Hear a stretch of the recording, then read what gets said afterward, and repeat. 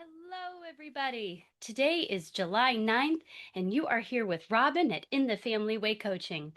We are here for our daily Bible reading as we go through the Day by Day Kids Bible, written by Karen Henley. I am so glad that you are joining me today, following along on that podcast, watching that video. I'm so glad that you're here with me today. Thank you. If you are using your commitment calendar, it's time to get that out and your sticker because you're about ready to hear the Bible today.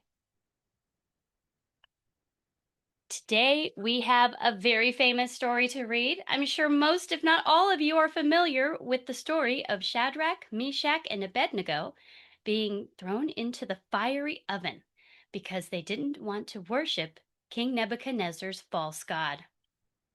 Today, we are going to see that nothing is too hard for our wonderful God. Nothing. This was so exciting. And it's actually very complete in the details. I read the big version in my Bible, and I was surprised there was nothing missing. This is not a cut short version today. This is the full story, and it is exciting. So we're going to go ahead and get right into it because I just cannot contain my excitement today. This comes from Daniel chapter 3 today. Now, King Nebuchadnezzar made a gold idol in Babylon. It was 90 feet high and 9 feet wide. Ooh, that's huge. He set it up on wide, flat land. Then he called the leaders together to make it their god. So they came and stood in front of the idol. The speaker called, "All people, nations, people who speak different languages. Here's the rule. You will hear the music. Then you must bow down and worship the gold god. If you don't, you will be thrown into a big, burning oven." So the flutes played, and there were horns, flutes, zithers, harps, and all kinds of music. And when the people heard it, they all bowed down. They worshiped that gold idol. Then some men who worshiped stars came up, and they said bad things about the Jewish leaders. They spoke to the king about it. "May our king live forever," they said. "You made a law. Everyone who hears the music must bow down and worship. People who don't will be thrown into the burning oven. Some Jews are leaders here, but they are not doing what you said. It's Shadrach, Meshach, and Abednego. They don't follow your gods, and they are not worshiping the gold god that you set up." The king was very angry. He called for Shadrach, Meshach, and Abednego. He asked, "Is this true? Don't you obey my gods? Don't you worship the gold god I set up?" "Now you will hear music," said the king, "and then you must worship the gold god I made. If you worship the god, everything will be all right. And if you don't, I will throw you into the burning oven. Then, what god can save you?"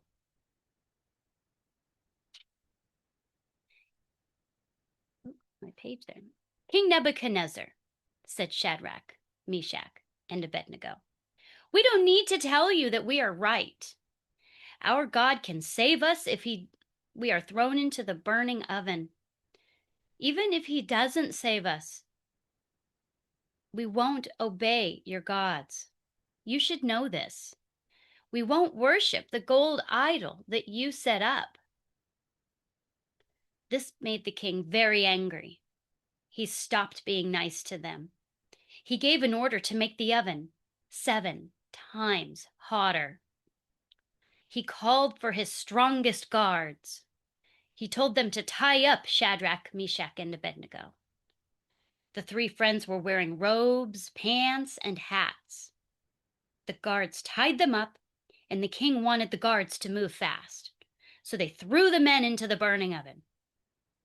The fire was burning very hot. It even killed the guards. Shadrach, Meshach, and Abednego fell into the burning oven. All of a sudden, the king jumped up. He was surprised. He turned to his helpers. "Didn't we tie up 3 men?" he asked. "Didn't we throw 3 men into the fire?"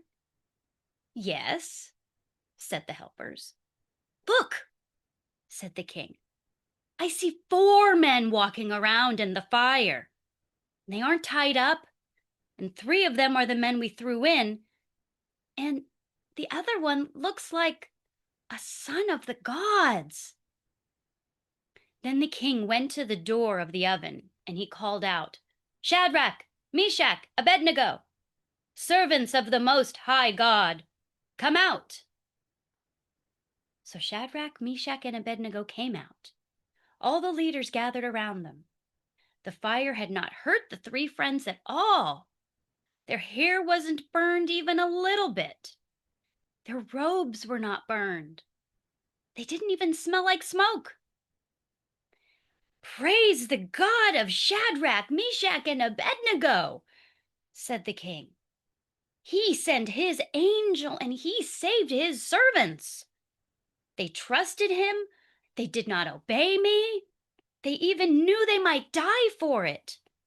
They worship no one but their God. So I will make a new rule. Nobody will say anything bad about their God. People who do will be cut to pieces, and their houses will become piles of sticks and stones. And that's because no other God can save people like this." Then the king gave the 3 friends new jobs, and now they were even greater leaders in Babylon. And that's the end of our reading today. Wasn't that exciting? Oh my gosh, that was amazing. I have to underline something here if you're watching me on the video. I forgot to underline that earlier. Wow. So, as we talked about before we started, our daily application today is that nothing is too hard for our God. Nothing. Not a single thing. Isn't that wonderful? There is nothing we can't take to him. There is nothing he can't do. They were thrown into that fire, and it was so hot that even before they got to it, the guards were burned to death. They died. That is incredible. As the king was threatening them, he said that it was actually quite nice to them. And in the Big Bible version, it says, "Now, if you are ready, I will play the music."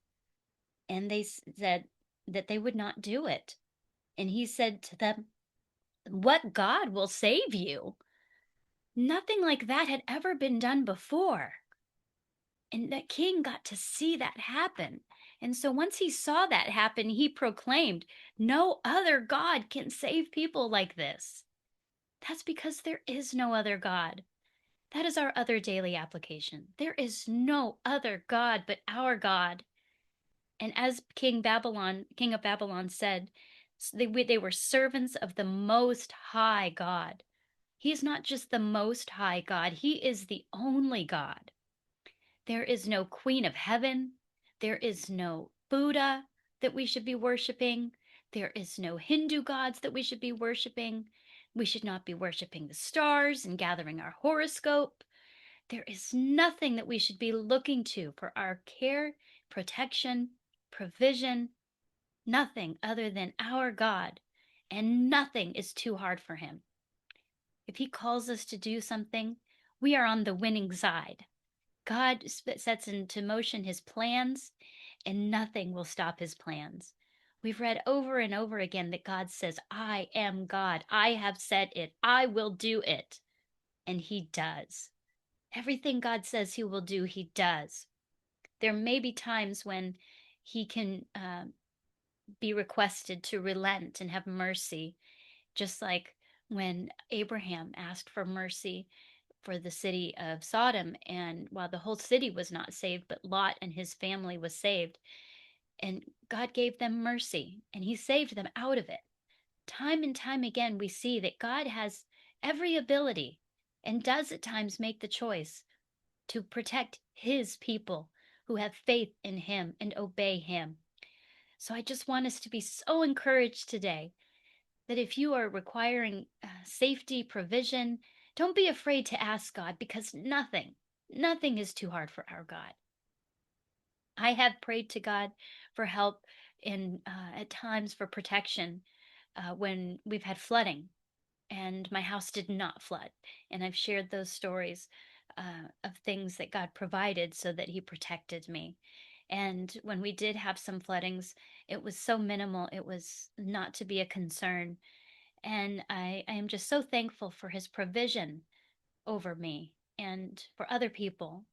So, just wherever you are, I just would encourage you that if you are experiencing something that is very life threatening or scary, that you pray for God's provision, knowing that nothing is too hard for our wonderful God.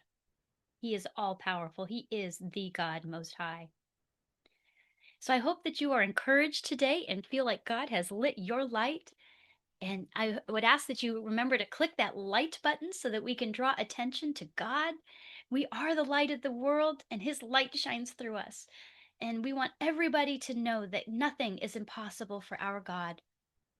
And if you have not done so already, please click that like or follow or subscribe button, so that other people will be encouraged to check this event out so that they can hear God's word and daily application in their lives. And help me spread the word about reading God's word. I want everybody to know about our wonderful God.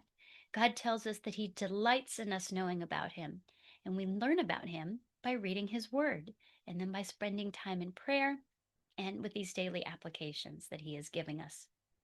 So, thank you for joining me today, whether you are following along on your podcast or whether you are watching on video.